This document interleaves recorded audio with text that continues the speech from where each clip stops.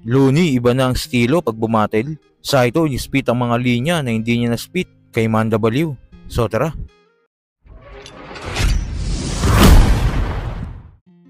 Isa nga si Looney sa pioneer ng flip-top at binansagan all gods. Since day one, iba na kung magsulat si Looney. Advance sa iba niyang kasabayan. Kaya lumutang talagang estilo niyang daladala.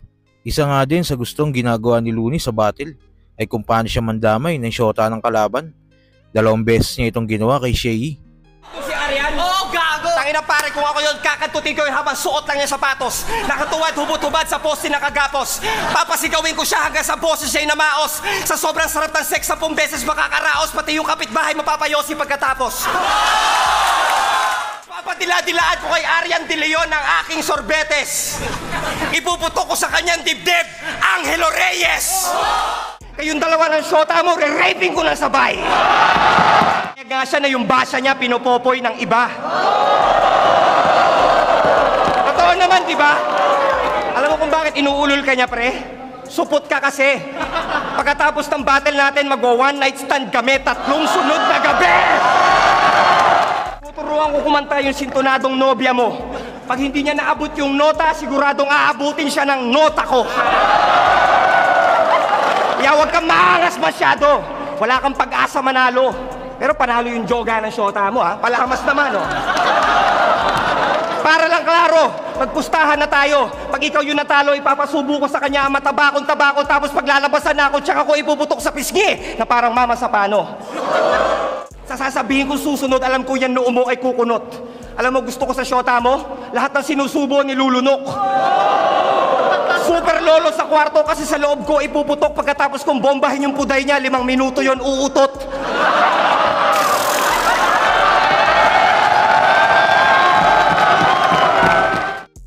At noong 2-4-2 nila ni Tipsy D. Hindi porket home court nyo, wala akong freedom magpatawa. Sa sobrang taba ng shota mo, nagtitrisam kayong dalawa. Kaya kung magbabalik man ulit si Looney sa battle, siguradong isa ito sa abangan ng mga batter fans. Pero sa break it down nga niya, minsan sinabi ni Looney na sa edad niya nga daw ngayon, naisip niya na mas magre-reflect sa'yo kung ano yung sinabi mo kesa dun sa sinabihan mo. Mas pwede mo pang ilabas yung yung creativity or yung talent mo sa sa mas maayos na ng mga bars or words kaysa personalin mo tapos puro kababuyan or kabastusan yung sasabihin mo. Totoo. Parang ganun, siguro kung ako mismo, kung ako yung manonood, ako yung magja-judge, parang mas may puntos sa akin kung hindi sa kababuyan mo titirahin yung kalaban mo. Kumbaga kung sa talinong way, totoo. Parang ganun. And ngayon nga, sa edad ko na to, naisip ko rin na yung mga ganun na bagay, it says more about you than the one that you're saying it to. Mas nagpapakilala ka kaysa doon sa sinasabihan mo nun diba? Kung sa sinasabi mo na ganyan kasama, imbis na husgahan yung sinasabihan mo, ikaw yung mahuhusgahan Pero bigla nga din sinabi ni Looney na nasa battle rap tayo. Dapat tanda ka kung anong posible mong marinig as a listener o kahit ikaw pa yung bumabattle. Kumbaga, pero sa battle rap kasi siya no? Parang part siya, kasama siya, no? Yun din yung kaakibat siya nung pinasok mo na lagi din siyang pinagdedebatihan na saan ba dinodraw yung line sa battle rap na parang, sige, syempre sa black and white, pag halimbawa nandun ka sa Amerika, diba? Pag puti ka talaga, hindi ka talaga pwede magsabi ng N-word. Pag sinabi mo talaga, gulpihan talaga yan. Pero bakit pwede mong bastusin yung mga namatay? Bakit pwede mong... Parang saan yung saan yung tabu doon? Doon lang ba tayo sa race? Doon lang ba tayo sa... Pag halimbawa, yung magjo-joke ka na sisipain mo na parang soccer ball yung baby. Okay. Diba? Okay lang yun, pero bawal yung N-word. Yung N-word, no?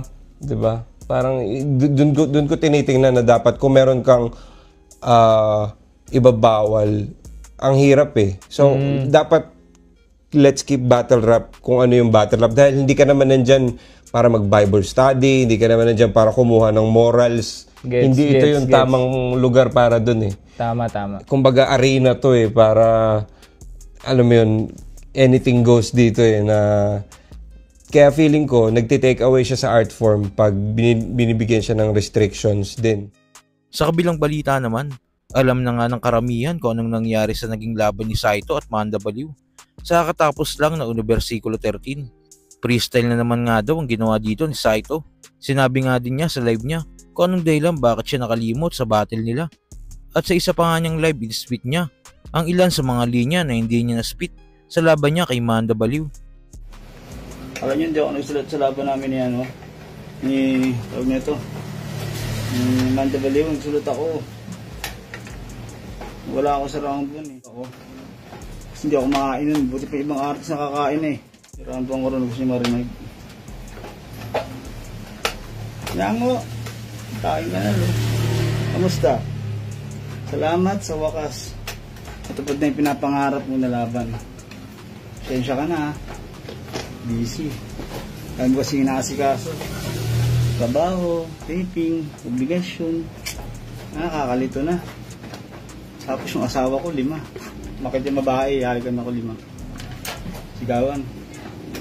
Kaya magpasalamat kang upal ka, kahit masahol pa sa hayop yung ugali mo, pinatulang kita. Doon ako naligaw eh. Dapat yun bata pa lang, mulat na ako sa hubad na kapaligiran. Sa mura kong edad, hinig na ako sa maraming karanasan. May kapangyarihan nga ako eh. Kailan ko nang natagpuan. Pag nakikita ko ang isang tao, bagay, hayop, alam ko kung ano ang pinagmulan. Sa katotohanan, alam ko kung anong lahi ang iyong pinanggalingan. Wala ako dun. Yung kapiraso lang na yun, sumira ng pong 3 round. Speech ko sana sa inyo, maganda pa naman. Sabi ko, isa akong time traveler. Galing ako sa 322. Alam mo 322? 300 lang inistapan mo, 22 gumulpo sa'yo. Kaya si Manda mabait yan. Manda, bilib ako sa'yo sa sipag at sa marangal mong hanap buhay. Biruin mo, 10 oras ng gabi magdi-deliver. Antipolo hanggang Tagaytay. Ang i-deliver niya, isang plastic na tinapay. Balot na tinapay. Alam nyo.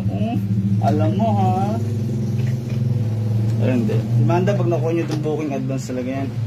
Hingyan ka na 70% down payment bago apuntahan. Tapos pag nasa biyahe na kayo, haalokin ka nyan. Batya, timbap, Langgana, Tabo, Caldero, Lutuan, Arinola, Hulugan. Utang ina, pati Arinola, Hulugan. Hindi iihi ka, may isip mo, utang ka na naman. Pag si Manda nasa battle, galit lagi si Enigma. Bakit? Kalahati kasi na nanonood, puro tropa, kapamilya, kamag-anak. Hindi naman nag-entrance. Pagkatapos pipila, pagkatapos pumila, kala mo magpapapidyo, hindi, hihingi ng gasolina. Pero ba ako naman ganda, hindi ko nagamit. Baka kay Dokling, kung pumakasok kay Dokling yun, pag nakalabang ko si Dokling, yung tropa kong maangas. Pag tumingin yung isa nasa Cavite, isa nasa Las Piñas. Ganda, hindi ko nabiggas.